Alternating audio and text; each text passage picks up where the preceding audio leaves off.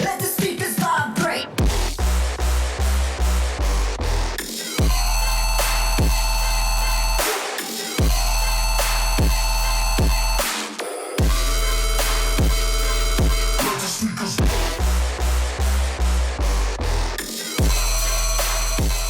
All right, we all situated? We good? Welcome to Squad Talk Season 2, Episode numero 9, numero 9. It is your host over here, Danny Paz, with the other host, Chase, a.k.a. What the fuck is good? half of 48, but it's really 40. I Yes, just sir. keep bullshitting and saying 24. Not 24. And our special guest, Jorge Toscano. How the fuck are you feeling, bro? Yo, I'm good. I had a long ass fucking night, but I'm here. What happened? Nah, we had Kaz's fucking birthday show last night, and it was Nice. packed. But then everyone came to my house to after party, and Oh, hell yeah, there you go. it was reckless. It was horrible. That sounds good. I'm genuinely scared to play in Dallas next week. Oh, you Oh, should. man. You should. I'm so excited. We're what at this point at the time of recording, I think it's a little bit over 90% sold out. Yeah, I just saw that. It was pretty dope. I'm excited. I'm Right. excited, but I'm also scared for me and my friends. It's gonna be a long weekend. We're getting there March 4th. We're gonna stay until Sunday.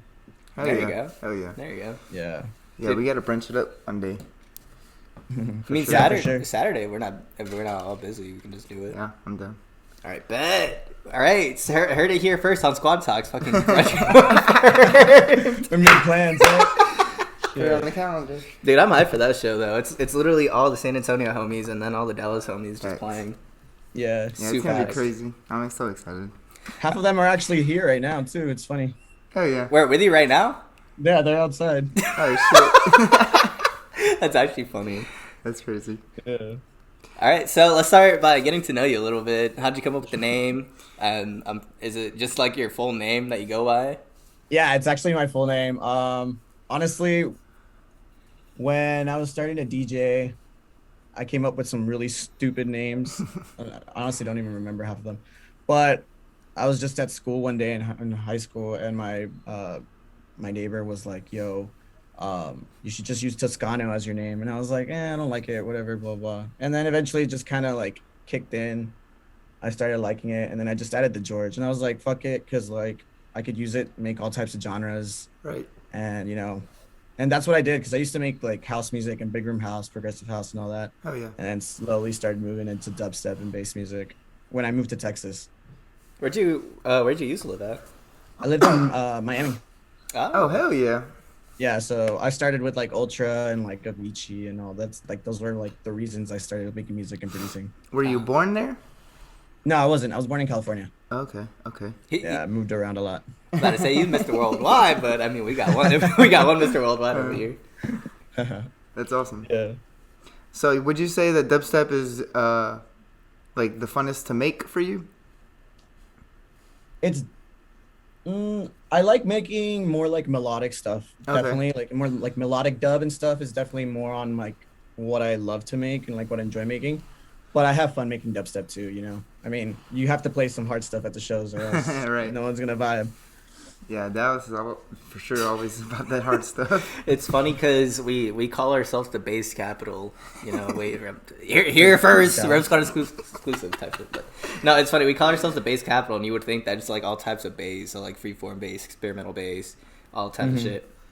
But then it's like the bass that they're talking about is like just dubstep. That's it. Like you can play like some experimental bass and they'll vibe with it, but it's like For one a or two little bit. tracks. Yeah. And then Yeah, no. they- Tristan was telling me because he's played up in Dallas and he was like, yeah, all they do is just dubstep, straight dubstep, rhythm and dubstep. And I was like, damn. All right. I mean, it's fun, but it kind of feels like repetitive after a while. Yeah. Same. So like for me, for example, like my sets, they usually tend to like move around a lot. I keep Yeah. it more like festival kind of upbeat energy type stuff. So I'll play like psytrance, I'll play Oh hell yeah. house music, I'll play dubstep. That's awesome. Yeah. I'm hyped. I'm hyped Yeah, for this shit yeah, I'm now. excited to see I'm it. excited. Let's fucking get it. Yeah, especially after the stream that you were on.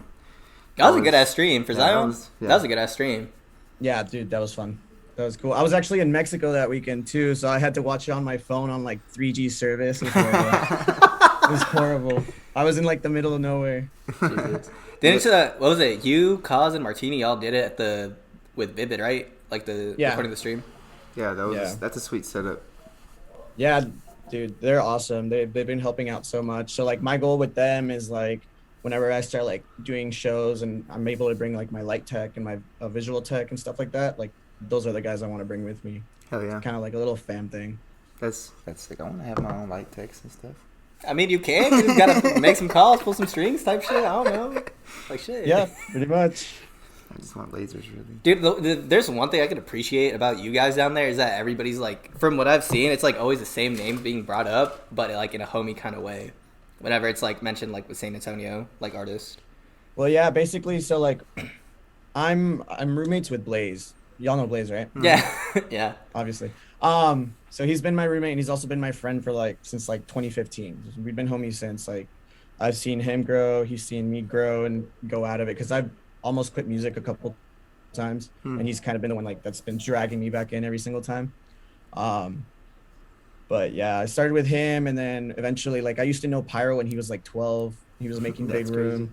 And then a couple years later I started seeing him shows when he was 16 and he just started coming around. I know do you guys know Hey? I think I do. I've seen the him. name. I've seen his name before. Yeah, so he's also from here, from San Antonio. Honestly, there's like so many dope ass producers here in San Antonio. It's crazy. And yeah, it's all homied out. Like we try to help each other and push each other as much as we can. Yeah, that's good. I feel like Dallas is somewhat like that, but It's somewhat weird not. because it's like in selective groups, if that makes sense. Very. It's not like we're. Don't get me wrong. We are a little bit like who we let in and stuff like that. Like Right. we do, we are cautious and stuff. But other than that, like we try to help each other out as much as we can. Try to push everyone. I have a track with Martini. I have a track with Cause. I mean, y'all heard the one with Cause. Yeah. Bad intentions. Yeah. Yeah, That was a fire track, by the way. that was nice. Thank you. Yeah, it's funny because like for me to like work on a collab and stuff like that, you literally have to like come to my studio and like sit down with me and just push me to like work on the track. Yeah. So Tristan came over for like 3 days straight, just straight like making me work on it. So Oh, yeah. we knocked it out in 3 days. It was pretty dope. Oh, That's wow. sick. That's crazy. Yeah. I'll put this guy down, make him open up Ableton. He's like, bro, what does this do? I can't do shit with Chase, bro. Now is this F? I mean, if you open Ableton on my computer, I won't know what to do either. I use FL Studio. I've been using FL Studio for the longest time. So Yeah. What do you feel, or what are your thoughts with people that are just like super, I guess, not really like an elitist kind of mindset, but they're just like, oh, this one's better than this one, or oh, this one's better than that one, in terms of like DAWs. I mean, I feel like each DAW has its own kind of like perk or like Advantages, yeah. advantages per se. I mean, FL Studio for me is just like it's more free. It's more I could do whatever I want. I don't necessarily have to drop everything in a channel. If you look at some of our projects, like there's a bunch of stuff that isn't even in the mixer channels. It's everywhere. And then like for example, Ableton, you have to put everything in the channel, but like their effects are better and you can be more creative and like manipulate shit a lot better too. And then like for example, like Logic, Pyro uses Logic. There's a lot of stuff that you can do like with like melodic sounds and stuff like this. Like for example, like a lot of these like melodic rhythm producers, they use Logic because there's like some crazy ass plugins that Logic has to like manipulate bass, like morph the bass and the chords and stuff like that. That's interesting. Dope. It's crazy. Yeah. Write that down. Notes. No, I honestly Start like at taking one notes. point like I even like thought about like using like going onto Logic, getting like a bunch of basses out of there and then moving them to FL Studio and then Yeah. using them like And that. just yeah, right. That'd be pretty smart to do. Yeah, that'd be. I mean, That'd be unless I feel like the only thing you'd have to do is just converting it to an audio clip. But I feel like with FL, working with audio clips is a lot easier or a lot more better, as opposed to where Ableton you just have like the audio and MIDI tracks. See, but audio manipulation in Ableton is a lot better than it is in FL Studio. 100%. But it is easier to work with audio in FL Studio for sure though. Well, why would you say that? It's just easier. I don't know. like producers and stuff like that. Like we have our own kind of way of doing everything. Yeah. It's like we don't know how to explain it. Yeah. It's felt- just, like it's that. just preferences. The main reason why I like Ableton preferably is just that it helps keeps it. You can keep things more organized. I feel like. 100%. And I'm disorganized. I try to be organized. So, like, there was this one time I actually like made a template and like put everything in like racks and mixage states and stuff like that. And I could not make music for like 2 months trying to use that. And then I just went back to just throwing stuff on the mixer. Like, and I've been making music since. Hell I've yeah, been whatever able to works. There you go, bro. Whatever works, man. Whatever helps. Yeah. Does it ever get annoying just going back and just like, oh, I need to tweak this. Wait, where the fuck is it? Sometimes it's like, God damn it, I have to sidechain this and sidechain that. Yeah. And then it's all like not in the mixer channel, so you have to go back and like go to every single, like for example, like my FX and stuff. I never put those in the channel until like a very end of the project. I throw them all on one, but I have to literally find every single audio file that's an FX and put it in a channel. And it's sometimes I miss one or two. Mm-hmm. It's bad. Damn. Fuck it. Nobody can tell if it's just one or two. Nobody can tell. He can tell. Honestly, I'm gonna tell you right now. There's some songs that I haven't even sidechained some FX on there. Like I just leave them, and I mean it works. You're I gonna haven't gotten no complaints. The only complaint you'll get is that one dude on SoundCloud saying, "Oh, you could have It's EQ'd gonna the be snare a little bit better." Yeah. Yeah, 100%. Go. I was like, damn, what are you waiting for? So when would you say the first time you heard about Riddim Squad was? It was actually through Tristan. He was the first one that I know that was on y'all's show. And then I guess he started like telling y'all about everyone else down here. So Yeah, he had told me about you and Martini, and Pyro and I think Blaze. y'all have the same. They have the same manager. yeah, I believe so. Because me and her were talking at some point. So I was telling them. Blaze, Go ahead. yeah, me, Blaze, and Pyro are all under the same management. And then I just started working with Vivid, like getting to know Vivid this last year, during the quarantine and stuff. And yeah, we just like all like had common Goals. the same ambition and stuff like that. So Right. I vibed well with them. And yeah, Tristan has helped me get more like for like example in San Antonio, he's definitely helped me like grow a little bit more within like the audience here and stuff. Like I used to not really like be known in San Antonio, but everyone like knew I was making music. But He yeah. just kind of put you out there. Yeah, they definitely have helped me out a lot. Yeah, that's good. I've seen a lot of, I don't know about progress because I haven't known y'all that well, but a lot of push from y'all's group, and I love to see it. Yeah, they're awesome. An awesome group. They're literally all trying so hard. Like we have this group chat where we literally just send music all the time. And, Hell yeah. Hey, what do you think of this? What do you think of that? Yeah. So how long have you Constant every day How long have you been down in San Antonio for? since 2014. Fairly recently, I'd say. So I moved from Miami in 2014, which was my senior year of high school. Very different. After Very your senior different year? from during my senior year, like During. the beginning of my senior year. Okay, so you had to finish it in San Antonio. Mm-hmm. It was horrible. I was about to ask, how was that like? It was not fun, but we got through it. I mean, I pretty much spent that whole year making music. A little bit after that, I met. Okay, you guys know about Bleep, and like they used to do like Foam think Wonderland I've heard of and them. like a bunch of stuff. Yeah.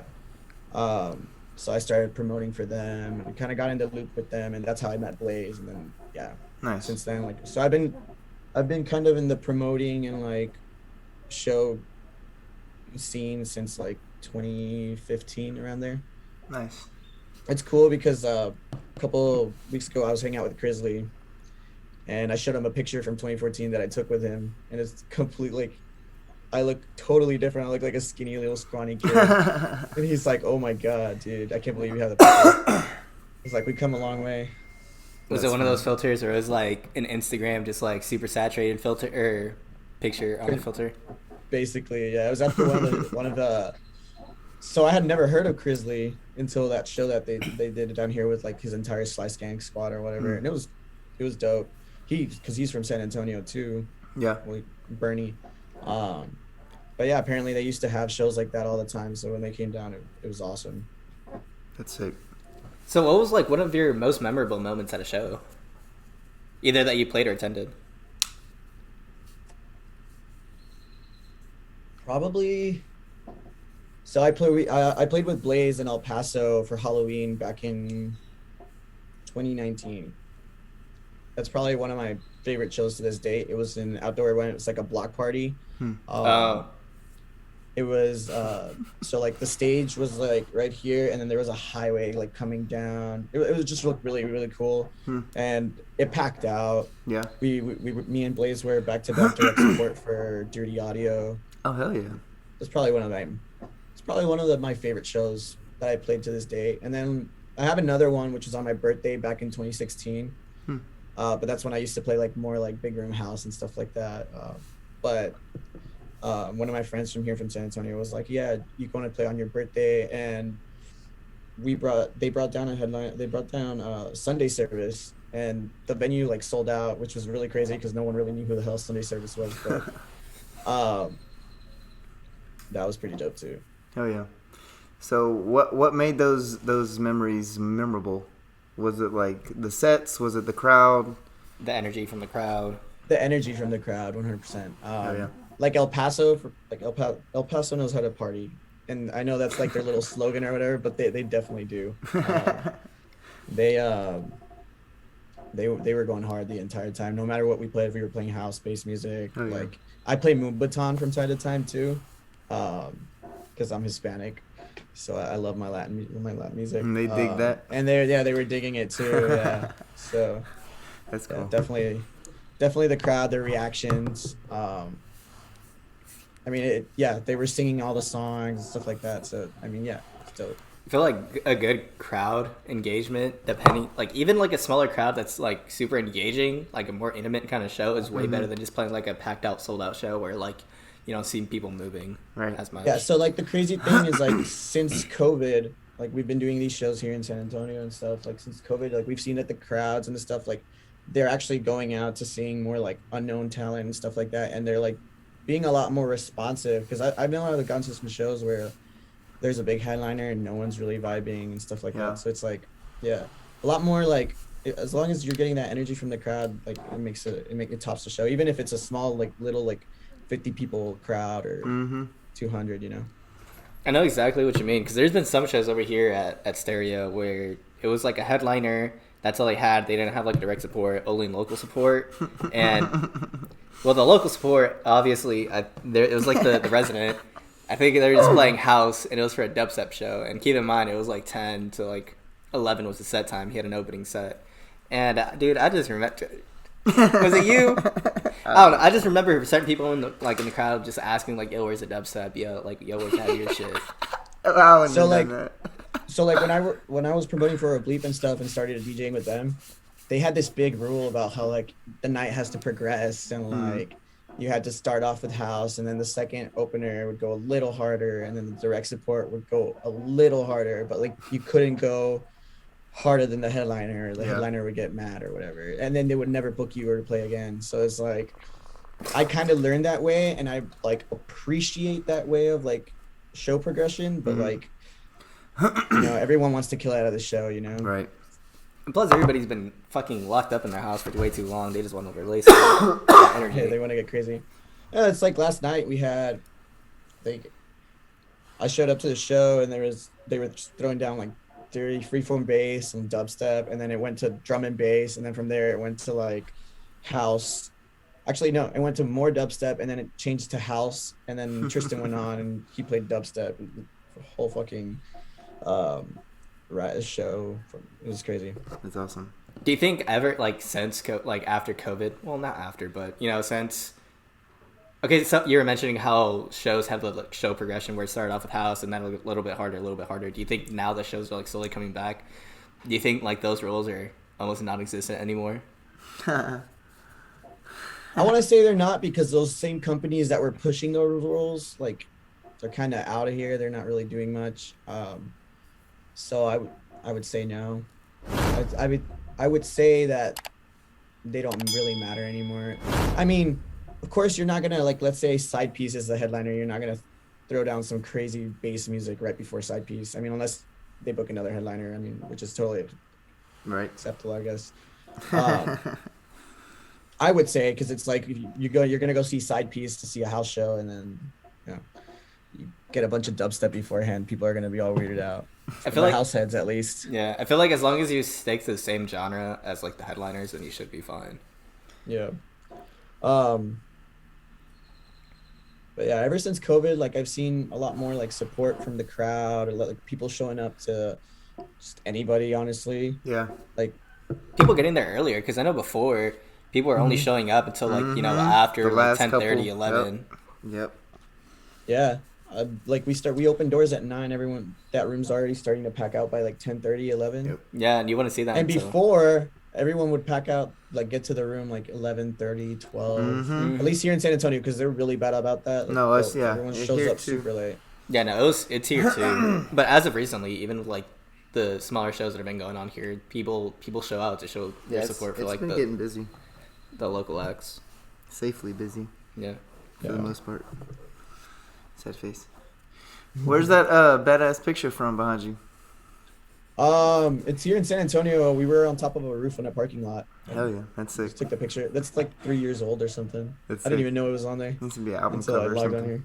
See, it's better than the casting couch and Hey! Riddim Scott. No, I love it. It's Hey, awesome. we can set up the green screen. What's up? I mean, we can, but I ain't. I'm too lazy to do that. I want an alligator behind me. See what I have to deal with. So I was actually just talking to Blaze right now because we're gonna announce the show in next week, Uh-huh. and we were literally just talking about putting up a green screen. I guess I could say where the show is. We're gonna be playing in Hawaii. Oh, Oh. yeah, okay. Yeah, you it's go. super sick. We're gonna be playing in Hawaii in April.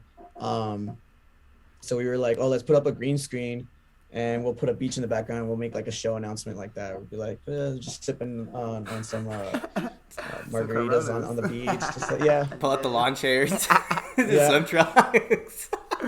That's Yeah. awesome. That's cool. and announce the show. We were literally just talking about that. We're probably gonna do that this week. So you'll probably see that yeah, that's in sweet. the next couple of that'll days. that'll be crazy fun.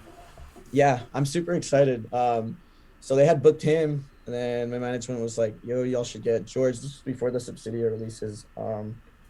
Y'all should get George. And I had played with the promotion company in El Paso before.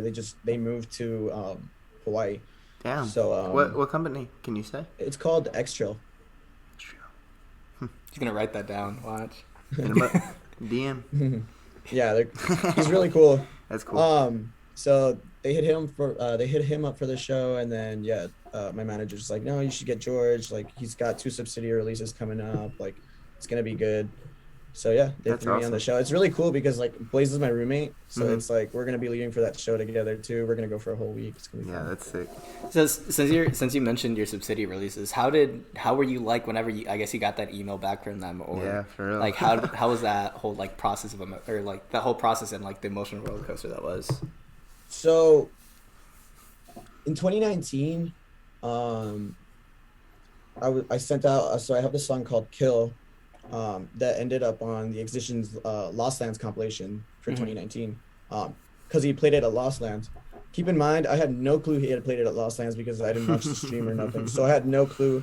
And fast forward like 2 months later, I get an email, and it's like, "Hey, this is blah blah blah from Excision's team. Like, we want to include your song in the upcoming Lost Lands compilation." I was like, "Whoa, what the hell?" Like, it was crazy. And so obviously I already had X's email, and then from that moment on, I would just send him music, and he would reply to every single one. He's like, "Yo, this is sick, this is sick, this is dope. Oh yeah. Thank you for sending." And then when Subsidia was starting to get announced and stuff, I kind of like took a little break and didn't, because I mean, obviously the whole coronavirus thing, and like that March, I was really busy. I had a full booking for South by Southwest. I had a bunch of stuff going on. And then I'll just kind of like dip down because of all the show cancellations and stuff. So I kind of like got a little depressed about it because it was like, damn it, this was gonna be my year, you know. Like, we were already planning to like tour and stuff like that for like the fall. and then it just kind of went downhill. And then I went into this little funk where I wasn't making any music. So when Subsidia actually was getting like ready to like be dropped and stuff, I never sent any music to X, so I didn't get on that first uh, on those first compilations. And then fast forward a couple months after that, like around September again, I want to say, I sent him a track and he was like, "Oh, dude," which was Tear the Place. He was like, "Yo, this is sick." I just tagged my label manager on there, and she CC'd him. And yeah, from there on, they like messaged me. They were like, "Yeah, we want to drop this in January," originally. And then a couple weeks later, I made You, and then my manager sent it out to him, and they wrote back to him. They're like, "Hey, we want to drop this." And then like a week after that, they were like, "Hey, we're gonna move the releases around. You is getting dropped first, and then Tear the Place will come out in February." Nice. And yeah, it was really cool because it's like 2021 starting off 2 back-to-back releases with Subsidia. That's I mean, crazy. it doesn't get better than that. So yeah, it was pretty intense. It was pretty cool. I was super happy. Like I was like so Subsidia, it's weird because they announced like 3 days before like the releases. They don't announce like a week before or whatever. So like the entire time I'm like, "Oh, I'm so ready. Like I want to announce this. I want to announce this." Like I'm so hyped. But yeah, they announced 3 days before just so like people get the music a lot quicker, you know, because sometimes you promote for a week and then people like get over the fact that you're promoting the same thing. Yeah. So yeah, when it finally dropped, I was super happy. I was super stoked. I always had this like goal of like not buying merch from like labels and stuff until I got a release on there. So I got a release. So like There I you ordered go. my hoodie right away. There you go. There Getting you my go. hoodie. Yes, I sir. earned it. There you go. Yes, Sick, sir. man. Yeah, congratulations. Thank you, man. I appreciate that. But yeah, other than that, like, I mean, I wanna like I have plans to like make an EP and possibly get it on there. Yeah. You know, they're doing a lot for like a lot of underground artists and stuff that other labels don't do. Like, I mean, I have a bunch of rejection emails from like Dim Mak and Monster Cat and even Bygore and stuff like that. So Yeah. it's crazy to see how like supportive they are and like how they're pushing a lot of like underground talent, not so much like, you know, these big artists. Yeah, for sure. Although that last compilation, the night one, had like Jessica Otterford and Monks and a bunch of like really dope artists, which is cool. The thing I like about Subsidia is that it is a bunch of like unknown underground artists, as opposed to like some of the bigger labels where it'll be kind of like the same artists over and over again, if that makes sense. Definitely. Yeah. Yeah, a lot of way into like some of these labels is like collabing with a bigger artist and stuff like that. So it's cool that like they're kind of giving that opportunity to like just get on a label, and stuff like that, which is dope. Oh yeah. So if you had to play a festival or a specific venue, what would it be and why? So like my ultimate goal is to play Ultra. Okay. That's the one festival I want. Is like the day I play Ultra is when I like You're I'm happy. and like Yeah. I've made my like I've achieved what I've wanted. And it's just because Ultra was the reason I started like producing and DJing. It's just like one day in school, everyone was talking about Ultra because I had a class with a bunch of seniors. I was a freshman, and they were all like, "Oh, we're gonna go to Ultra. We're gonna go to Ultra." And I was like, "What the hell's Ultra? I've never heard of this." So I went home, looked up Ultra, and I just like went down the rabbit hole, started listening. That was around the time Skrillex started blowing up and Avicii. So I was like, man, I want to DJ. And keep in mind, like a couple months before that, I was like, nah, I don't want to DJ because I had a neighbor that was a DJ, and he was like, "You want to learn?" I was like, nah, it doesn't seem like anything cool to me.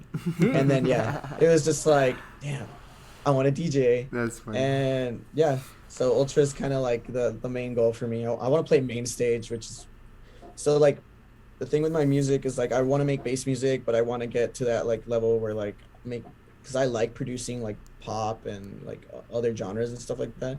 So I'm kind of like headed in that like mellow, kind of like route where I eventually like progress into like more pop music and stuff like that. I love melodic music and stuff, so that's ultimately the goal. Start producing, like I want to get songs with like Black Bear and Yeah, that'd be sick.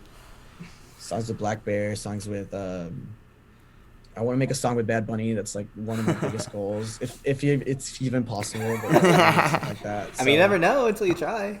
Yeah, That's yeah, cool. definitely. I used to make a lot of Moombahton before, so like some of my inspirations are like Dylan Francis and Nightmare because they all kind of like they jump around their genres and stuff. And Yeah. I mean, I love that, especially like at shows and stuff.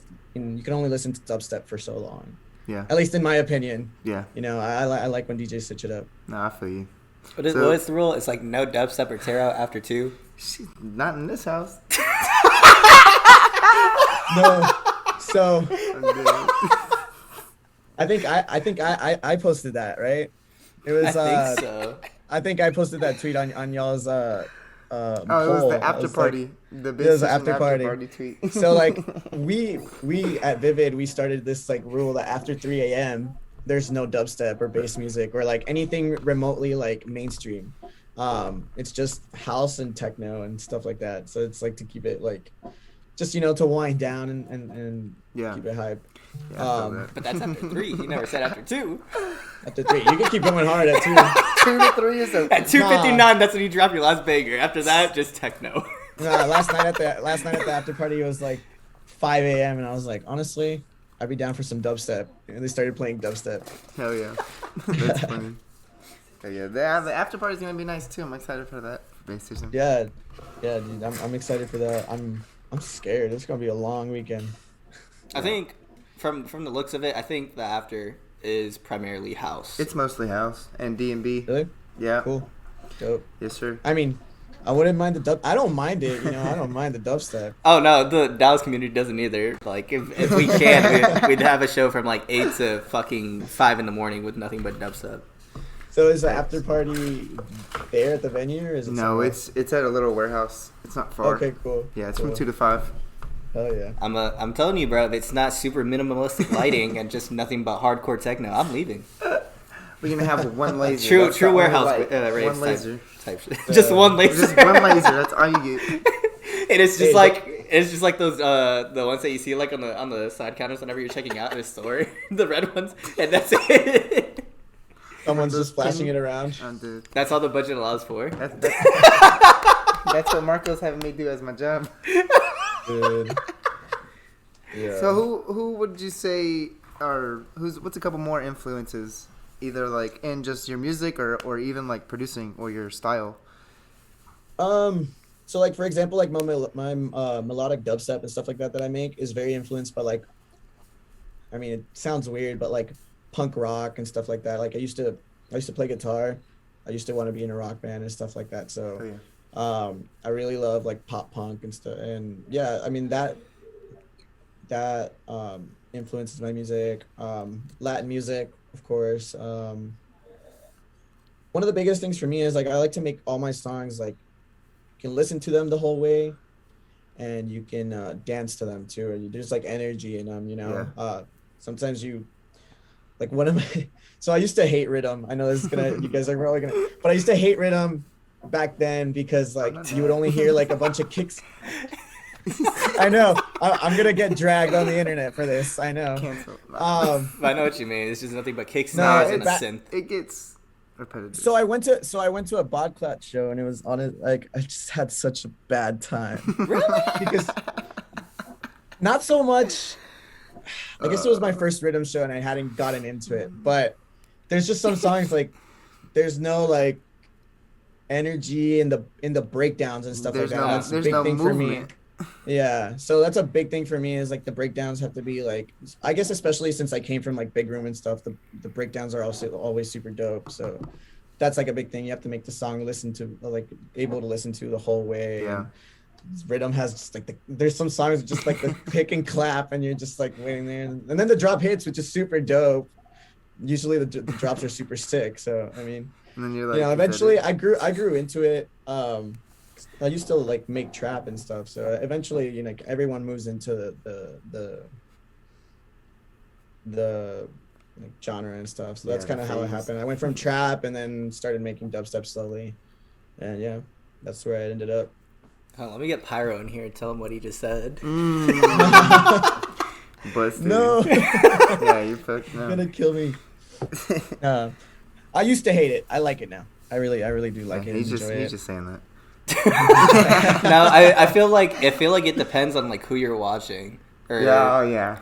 who you're For watching sure. that'll make you get into it or not. Because there's some people that, like they'll play it, but the transitions are kind of like, you know how you were saying it doesn't have the breakdown or whatever. But it's like either the energy that they give off or like how they mix into the next song or out of like the double or some shit, and how they're able to kind of like manipulate the crowd with the energy that they're bringing Yeah. on stage. I feel like that's it all like a majority of like how to get into like rhythm and shit and kind of like falls into that. Mm-hmm. Yeah. Yeah. So there's like, for example, that Black Cloud show. All I kept hearing was womp womp womp womp all night, all night. It was like I kept hearing the same song, so I got tired of it. And then eventually, like bro step and stuff, like they started mixing it with rhythm, and it became what dubstep is right now. So, I mean, I'm enjoying it. I like the high energy, like excision kind of stuff, like the Yeah. subtronics, uh, Riot 10. Yeah. Didn't he bring you up There's- whenever he there's- played in Austin? Or no, was it Austin? Did he bring you up? It was in at? Austin. Yeah. So he had been playing mine and Pyro's collab for the longest time since 2019. Like, been dropping it everywhere. I have videos of him dropping it in Australia. I have Oh, videos of him shit. dropping it in New Zealand. Hell yeah. Festa like EDC Orlando, Escape, That's sick. bunch of videos. And then a couple like months later, I got a DM from him on Facebook. He was like, "Yo, send me more tunes," and I sent him some more stuff. And then he was like, "Yo, like, you got any? Are you working on anything like a whip or something?" Because I sent him a bunch of like finishes. He's like, "No, send me some whips. I want to hear some." So I sent him something, and it's been kind of in the works for like a year now. We kind of ran into some issues with copyright and stuff because we were gonna, since I'm Mexican and he's Mexican, we were gonna do some like Mexican like Cumbia. dubstep thing. Yeah. Hell yeah. And that was the goal, but it kind of got stuck. So, and we haven't worked on it since like around April of last year. So it's about a year. It's awesome. But yeah, that was something that I had coming up. But yeah, so from there on, he was coming. I had just been keeping in touch with him about like other stuff, sending him more music. And he was coming to Austin. I saw he was coming to Austin, and I like hit him up. I was like, "Bro, like, you know how they're doing like pod style shows, right? So like you have to buy a whole table to get to the show." So I was like, "Damn it, I don't want to go." I was gonna go by myself just to check him out and hang out. But I was like, "Dude, like, can you like guest list me or something?" He's like, "Well, I don't know if they're doing that because it's like COVID. Like, I don't know if they're letting people in for free, limited capacity and all that." And I was like, "Oh, it's all good." Eventually, like, I gathered up 6 random friends and I was just like, "Hey, like, let's go to the show." So we ended up going, and I had no clue that he was gonna like I didn't text him that I was there, nothing. Like, Oh shit. Damn. we were just watching the show, and he played the song with the Pyre, the Gristronics remix that Pyre and I made, and then he just cuts the music off and he's like, "Yo, like, I've been playing this dude's music out for like the longest time. Like, he's a producer from here, from Austin, which I'm not, but he's a producer from here, from Austin. Where's is Jorge Toscano here? Blah blah." And I like, dude, I was a little drunk, honestly. So I was like, "Whoa, hold up!" And I ran to the stage, Oh and my he's God. like, "Yo, he just made this shit," and it was Tear the Place. It was before it was released. He played it out. The crowd went crazy, That's and then he awesome. like turned off the music, and he's like, "Yo, like, y'all have to start supporting your local talent because this is how people grow. Like, this is where I came from. So like, support your people." It was super dope. Honestly, awesome. it was super amazing that he did that. Oh, It was yeah. really cool. Very heartfelt. Oh yeah. Yep. 100%. So would you say there's anybody else besides obviously the names and the friends we know that we should be on the lookout for in your area?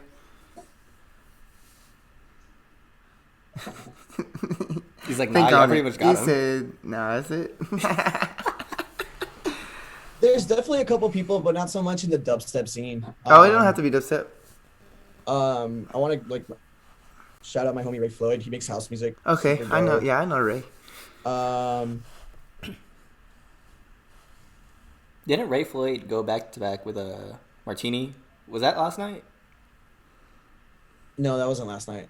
Okay. He Probably was another a show. couple weeks ago. Yeah, it was another show. But yeah, they as far as other artists, I think you got everyone. Honestly, at this point, I know a couple people that are working on their stuff. And they're, you know, Is trying to Switchblade get from there? Yeah, Switchblade's Okay, from here okay, too. okay. Yeah, yeah. So he's more of like Jersey and like, but he honestly like keep an eye out for him. He's doing some cool stuff too. Oh, yeah. But yeah, other than that, I think you pretty much have the whole squad on there. Blaze, Pyro. I mean, y'all know Days Off.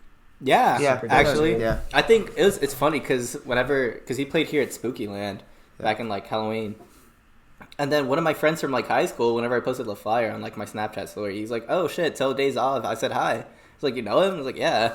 I was like, "Fuck, okay." And keep in mind, he's not even in EDM or anything like that. He's just That's he's just a funny. He's normal just a dude. person. Luis, his name is Luis. He knows a lot of people. Surprising, and he goes everywhere. Like, there's days he'll text me and he'll be like, "Hey, you want to go to Austin, hang out with Grizzly and them?" And I was like, "No, I'm gonna stay in, dude. But have fun." That's funny. Yeah. But him, Hey, obviously Blaze, Pyro. I mean, I have a tracks with my homie Radix. He's a singer from here, from Okay. San Antonio. He's a DDIX? really dope vocalist. Radix. Yeah, Raddix. Yeah, I've made some Yeah. merch for him. Yeah, he's a dope vocalist. I have like 3 songs with him. They're all like upwards of 200K Hell yeah. on streams. So yeah, he's a cool kid too. There's a lot of talent down here. Surprisingly, Yeah. it doesn't get recognized because we don't really have like those big companies doing shows here. You know, like Yep. there's really you have right now you have Vivid, and before that you didn't really have anyone like bringing down headliners and stuff like that. So Yeah, definitely. it's on- kind of on the hard come to up. like grow out, you know, without Yeah. those kind of companies. Yeah, the connections. I forgot who I was telling. I think it was either Kaz or Andrew or Martini. Where I was like, I feel like San Antonio is just like a Hidden gem? safe, yeah, like a hidden gem, safe haven for like artists, because not really people get like the recognition they deserve, but everybody's like super talented down there. Yeah. Yeah. So like, for example, like I've always felt like, for example, like Ubi and stuff, like they always get like artists from Dallas and Houston and Austin, and they're always like, there's all these artists in San Antonio, and they never like, it was up until recently, you know, they got Blaze and Pyro on there, which is super dope. Yeah. But they always kind of like ran over to San Antonio, which is it's sad because Just there's passed a over. lot of people up here. Yeah, there's a lot of people here that are doing a lot of cool shit. I mean, I hear Blaze make music every single day. Yeah. So he makes some crazy things too. So So come on, just go down and get your shit together, bro. Facts. Adam. hey. Any last shout outs before we start wrapping this up? Honestly, like shout out you guys. Shout out for like throwing me on here Yes, sir. at Zion, and you know I probably owe y'all the Dallas show too. I'm not sure if I do, but yeah, I know y'all are a part of that, so I yeah. really appreciate y'all like putting me on here. Yes, sir. Shout Thank you out for. to- Go ahead. No, shout out to my Vivid fam, of course. Like Yes. they're helping me out a lot. I'm trying to see if it's possible to get my at least my visual tech to work the show for Dallas. Not sure how that's gonna work, but we'll see. That would be sick. If we have the visual set up. You should. I That'd be think dope. he's trying to. He's trying to get an LED wall. Hopefully, Trying. fingers crossed, that'd be dope. Trying. Sick, I don't know though. for sure. Hell yeah. Thank you for taking the time out of your day to talk with us. We appreciate No, it. thank Oh, you yeah, for man. inviting me, guys. All right, so it's been Squad Talk Season 2, Episode 9 with your boy Jorge Toscano. Over I'm here. Danny Pass. This is Chase 40. See you on the next one. Peace.